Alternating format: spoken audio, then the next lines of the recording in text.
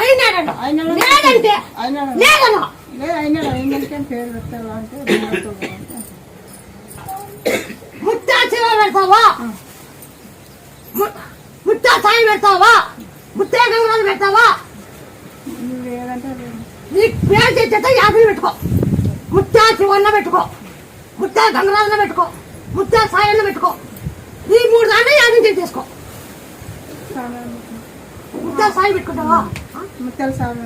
ముత్తా సాయి లేదా ఇప్పుడు సాయిబాబా తిరుమా నేను పెట్టుకో